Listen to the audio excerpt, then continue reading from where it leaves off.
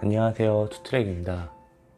네, 여러분 일주일 동안 잘 계셨습니까? 네, 저는 지난주 일주일 내내 뭐 때문이었는지 모르겠는데 정신없이 바빴던 것 같아요. 어제는 강의도 있었어요. 구매대행 강의도 있었었는데 어제 나왔던 얘기 중에 어떤 한 분이 저한테 질문하신 내용이 있어서 그거 관련된 내용을 여러분들한테 오늘 한번 들려드리려고 해요. 저에 대한 이야기이기도 하고 어떻게 보면 저의 사업 이야기일 수도 있어요. 그분이 저한테 이런 질문을 하셨어요. 투트링님의 최종 목적지는 뭐예요? 라고 물어보셨어요. 네, 저는 그 질문을 좀 잘못 이해했어요. 그분은 분명히 사업적인 측면을 말씀하신 것 같아요. 큰 그림을 그리는, 사업에서 그리는 큰 그림이 뭐냐 라고 물어보셨던 것 같은데, 저는 제 멋대로 질문을 해석을 한 거죠. 투트랙님은 사업하는 목적이 뭐냐 라고 알아들었던 것 같아요. 그러니까 사업을 하는데 큰 그림은 뭐냐, 왜 사업을 하느냐, 그렇게 이해를 제가 했던 것 같아요. 그래서 거기에 대한 대답을 했는데, 제가 좀 잘못 알아듣긴 했지만 그 얘기를 대한 답변을 했을 때 다들 공감하는 눈치여서 제가 거기에 대한 답변을 한번 해볼게요. 정확히 질문은 그게 아니었지만 저는 이렇게 받아들였어요. 투트랙님은 왜 사업을 하시고 왜 돈을 버시고 그러냐고, 그리고 왜 이런 노하우를 정말 아낌없이 주느냐 라고 물어보셨어요. 정확히. 근데 일단 첫 번째 답변, 제가 왜 돈을 벌고 왜 사업을 하느냐, 이거예요. 이것 때문이에요. 짠짠. 네,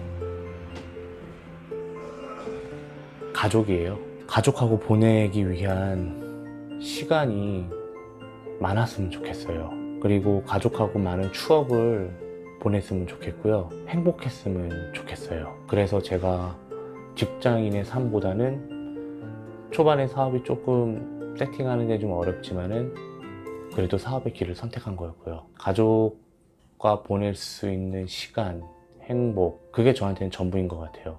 저는 저희 아이를 되게 좋아해요. 첫째 아이가 크는 거를 보고 싶고요. 커가는 걸 보고 싶고요.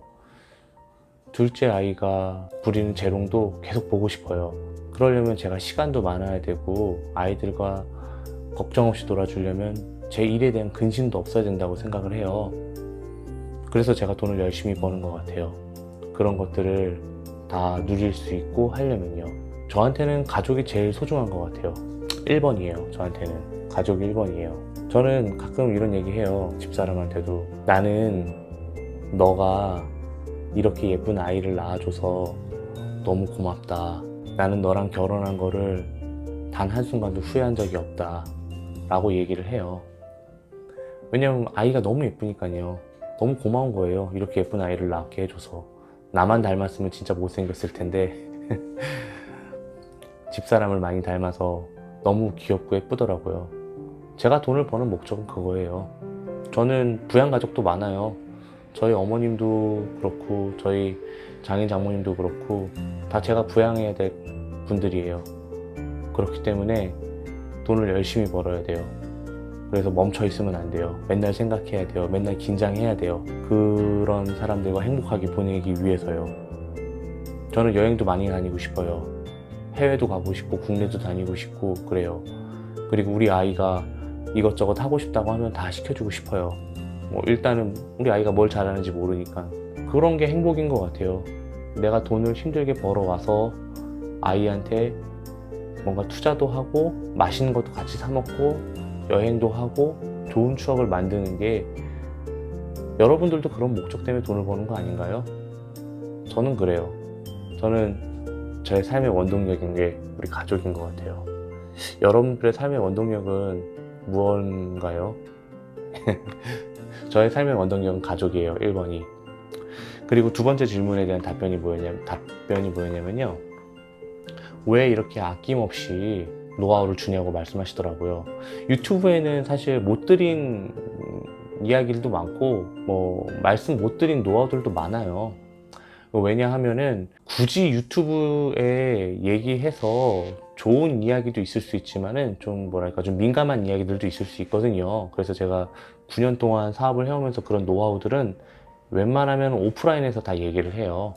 아니면 카페를 통해서나. 그런데 이제 그분들하고 이제 온라인으로 만남을 갖고, 그리고 이제 뭐 가끔 정모도 하고 이럴 때 자연스럽게 얘기를 해 드리는 것 같아요. 그 노하우를 왜 방출하냐. 살다 보니까 저도 지금 제가 맨날 이런 얘기 하잖아요.